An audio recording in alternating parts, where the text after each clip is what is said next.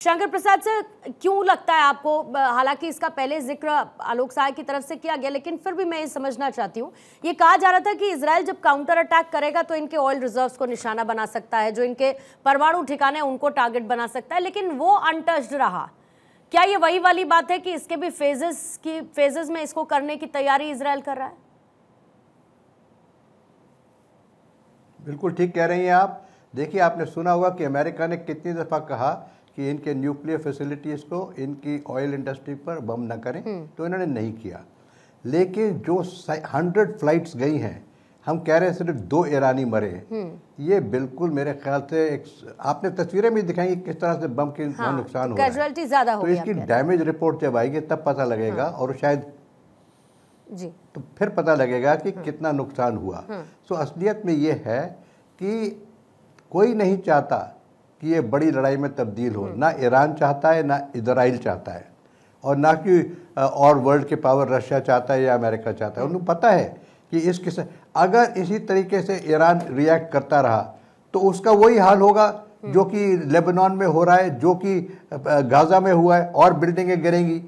तो आप ये समझ के चलिए कि अगर ईरान कुछ गलती करता है तो कहेंगे जी साहब बहुत इमेच्योर डिसीजन ले रहा है। मेच्योरिटी इसमें यही है कि इसको रोका जाए। हमारे प्रधानमंत्री कितनी दफ़ा कह चुके हैं कि this is not the era of war, this is the era of diplomacy and discussion. इसको डिस्कस करके सॉर्ट आउट कीजिए।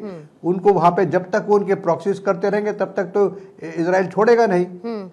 तो आप ये देख लीजिए इजराइल की कैपेबिलिटी क्या है, वो क्या कर सकता है, और ईरान के रिस्पांस की कैपेबिलिटी क्या है। तो इसमें ज़्यादा नुकसान किसका होगा? ऑब्वियसली ईरान का होगा। जिस तरह से लेबनान में हो रहा है, जिस तरह से पैलेस्टाइन और गाज़ा तो तकरीबन ख़त्म ही हो चुका है। तो मेरे ख्याल से इस युद्ध को यही रोकना अच्छा रहेगा ईरान की तरफ। ये जो इसकी जड़ है वो ईरान के पास है, इसका आंसर ईरान के पास है। ईरान कुछ करेगा तो जवाब तो मिलेगा। अगर वो 10% करेगा तो 30% जवाब मिलेगा उसको। तो ये तो ईरान के ऊपर डिपेंड करता है कि वो कितना आगे लड़ना चाहता है और कितनी डिस्ट्रक्शन चाहता है ईरान के अंदर। तो मैं तो यही कहूँगा कि that's how I read it, it will be very foolish for Iran to continue with this retaliatory action. ठीक है, और साथ ही मुझे ये भी बताएंगे कि मेरे पास आगे समय कितना है। उसी बीच में आलोक साय जी आपके पास आती हूँ, फिर उसके बाद संजय कुलकर्णी जी और सिन्हा साहब आपके पास भी मैं आऊंगी। आलोक साय सर, कहा जाता है ना, जब अभी डिप्लोमेसी और डायलॉग का जिक्र शंकर प्रसाद सर ने किया, जो भारत भी हर जगह हर एक ऐसे युद्ध की स्थिति में फिलहाल कर रहा है, ये कहा जाता है कि when diplomacy ends war begin. लेकिन क्या आपको लगता है कि इजराइल और ईरान या फिर जो साथी इनके हैं, इनमें वो डायलॉग की स्थिति बन भी पाई है, या वो डिप्लोमेसी की तरफ जाने की इच्छा भी रखते हैं? क्योंकि अगर आपकी नियत ही नहीं है तो आप उसकी नीति क्या बनाएंगे? पूर्णिमा जी बिल्कुल सही है आप जो कह रही हैं। देखिए, इस पर मैं थोड़ा प्रकाश डालना चाहूंगा कि अमेरिका जो पूरी ताकत लगा रहा है कि फुल स्केल वार नहीं हो, इसमें ये तो बात सही है कि सबका नुकसान है इसलिए वो प्रयास कर रहा है। इसके पीछे एक और भी कारण है कि इजिप्ट और कुवैत की मदद से इजिप्ट और कतार की मदद से जो बैकडोर डिप्लोमेसी चल रही है अभी भी शांति बहाल करने की, और जो बंधक है उनको छुड़वा करके किसी तरह से ट्रूस कराया जाए, वो डिप्लोमेसी बैकडोर से अभी भी काफी एक्टिव है। तो अमेरिका इसीलिए अभी नहीं चाहता है कि फुल स्केल वार हो, क्योंकि अभी भी ये ऑप्शन है कि शांति व्यवस्था स्थापित की जा सके। ये तो हो गई एक बात। दूसरी बात एक और है कि अभी भी इजराइल के भी हित में ये नहीं है कि वो फुल स्केल ईरान पर आक्रमण लॉन्च करे, क्योंकि देखिए अभी भी थर्ड के इंस्टॉलेशन के बाद भी अभी टेस्टिंग नहीं हुई है। जितने भी मिसाइल्स एंड रॉकेट्स गिर रहे हैं, आपका आयरन डोम फेल कर चुका है। तो इजराइल का अगर छोटा सा ज्योग्राफी है, जैसा कि आपने कहा कितना छोटा ज्योग्राफी है, 3000 बैलिस्टिक मिसाइल हैं ईरान के पास। तो अगर वो 1000 भी लॉन्च करता है, आप कितना भी एयर डिफेंस आप लॉन्च कीजिएगा, एक तो आपका ऐसे ही फेलियर अभी रिपोर्टेड हुआ है। मान लीजिए आपके ऑप्टिमम आपकी सफलता भी रहती है, आप उसको ऑप्टिमम यूज कर लेते हैं और फुल इंटरसेप्ट करते हैं, तब भी ऑप्टिमम यूटिलाइजेशन में भी 10% मिसाइल्स एंड जो रॉकेट्स हैं वो पेनिट्रेट कर जाते हैं एयर डिफेंस को। ये स्टैटिस्टिक्स है। तो अगर 1000 लॉन्च करेगा तो आप मान के चलिए कि 100 बैलिस्टिक मिसाइल तो उसको पेनिट्रेट करेगा ही। बिल्कुल। वो ऑप्टिमम यूज होने के बाद भी।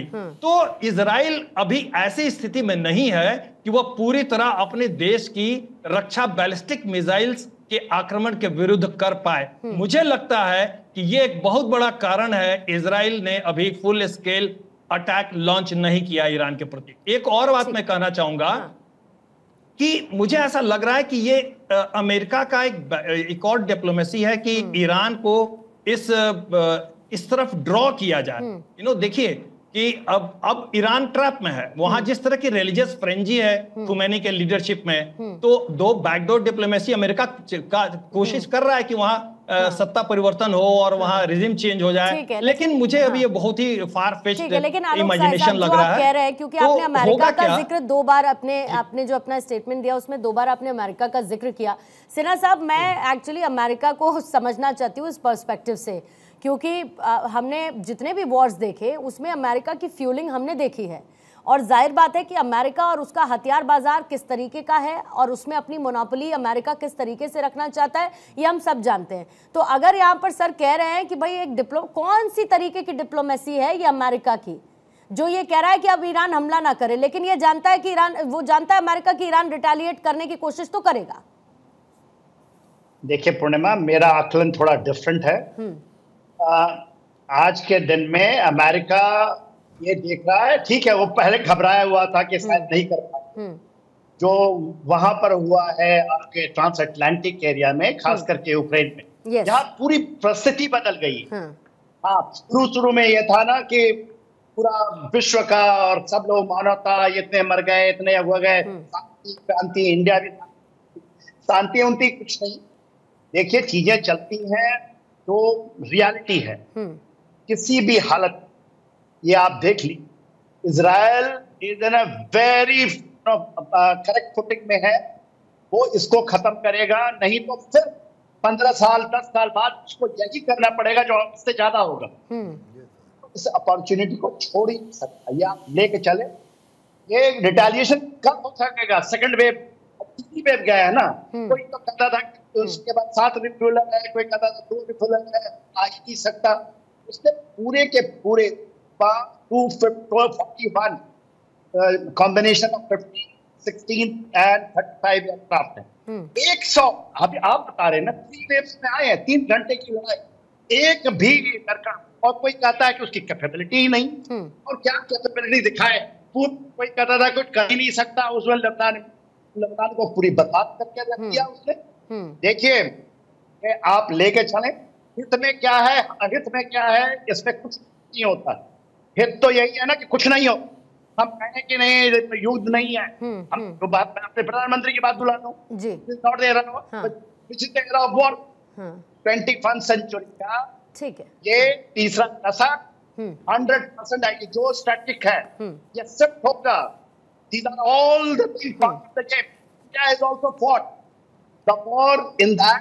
हम लोग किए हैं, बन से ना गया है नीचे। कोई कहते हैं कि बात किससे जीत ली, वो गलवान के रिजॉल्व चीज उसमें सब है, डिप्लोमेटिक है और मिलिट्री है। अब देखिए दिस इज नेशनल पावर में मिलिट्री यूज किया अच्छा, जहाँ डिप्लोमेसी।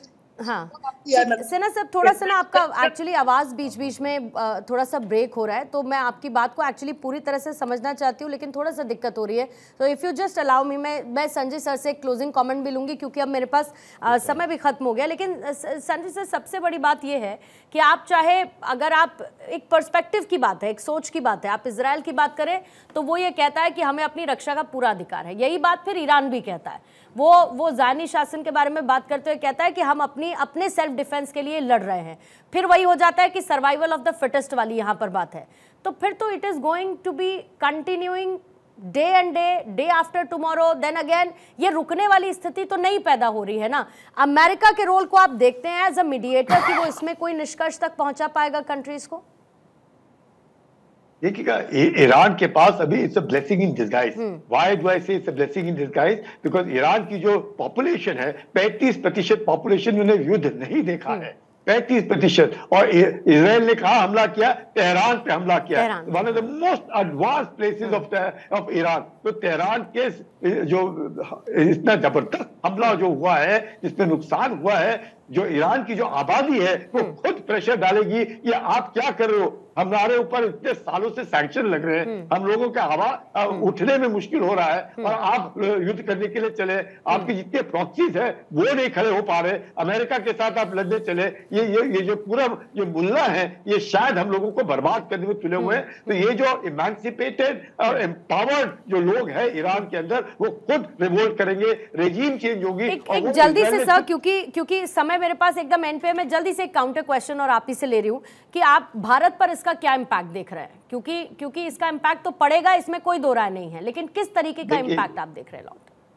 तेल के भाव जबरदस्त बढ़ेंगे अगर ये सिलसिला जो बढ़ा, आज $80 प्रति बैरल है, वो 150 बैरल $200 प्रति बैरल हो जाएगा। हम लोगों की इकोनॉमी में बहुत जबरदस्त नुकसान, अपना ही नहीं पूरे विश्व का नुकसान। अगर आज 100 रुपए लीटर तेल है तो 300 रुपए, 350 रुपए लीटर तेल हो जाएगा। ऑयल प्राइसिंग पर सिर्फ 30 सेकंड बस प्लीज। देखो, मेरे को ये लगता है बिल्कुल ठीक बोला, एक तो ऑयल प्राइसिंग है, एक चाबार पोर्ट जो हमारा हम बहुत इंपॉर्टेंट है, नॉर्थ साउथ ट्रांसपोर्ट कॉरिडोर को जोड़ता है, मिडिल जो आपकी सेंट्रल एशियन स्टेट है उससे भी ट्रेड बढ़ेगा। मगर अगर लड़ाई हो जाती है तो ये चाबार पोर्ट भी खटास में पड़ सकता है। 80 लाख के करीब हमारे लोग काम करते हैं मिडिल ईस्ट में, वो लोगों को निकालना और वो जितना रेमिटेंस देते हैं उसका भी बड़ा नुकसान होगा। तीसरा, हमारा जो एनर्जी सिक्योरिटी है वो भी उधर से है। तो मुझे नहीं लगता कि हमारे को सबसे बड़ा नुकसान होगा अगर ये लड़ाई। आप देखें, इंडिया मिडिल ईस्ट जो यूरोप कॉरिडोर बनना था वो उसमें भी अभी मेरे तो बहुत ज्यादा डिले हो जाएगा।